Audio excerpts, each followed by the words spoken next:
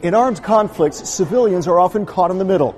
In Syria, the Christian minority is facing just that, with the rebels and the government both trying to win their favor. The rebels say the time for reconciliation is past, and the government is trying to play on fears of an Islamic State if it falls.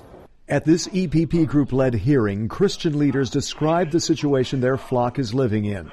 More than 20,000 people have died in a conflict that has sent more than 250,000 people fleeing as refugees. If you see children, women who are killed before your eyes on the ground, the mother who can't get to her son or daughter, that gives you bitterness. It gives you even more will to destroy that dictatorship. The EPP group's Elmar Brok is chairman of the Foreign Affairs Committee. While the international community remains divided on how to bring about regime change, it's important to look toward what comes afterward.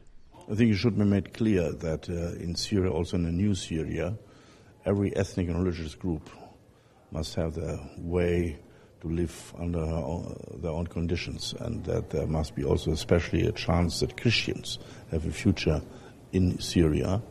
While many Christians are outraged by the Assad regime's attacks on urban areas, they have also found relative security in the past under the authoritarian but secular regime. Some fear being marginalized or even targeted as Christian communities in Egypt after Arab Spring.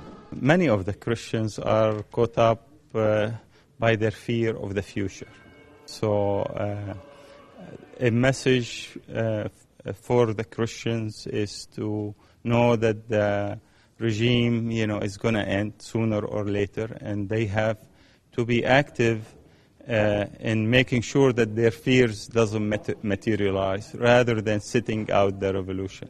Christians make up some 10% of the country's population of 22 million, a land with a patchwork of ethnic groups. The conflict threatens to turn into an even more devastating civil war.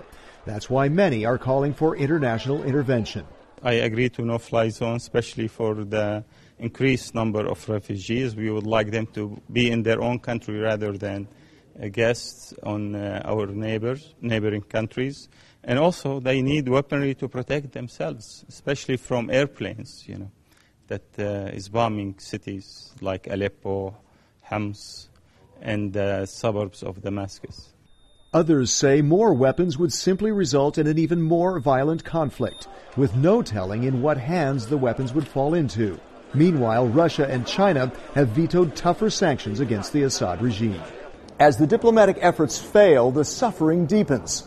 At the hearing, at least, the accounts help to make it all more real and to bring home to Europeans the urgency of solving this conflict. Find out more about the activities of the largest political force in Parliament by checking eppgroup.eu. Thanks for watching, and see you again soon.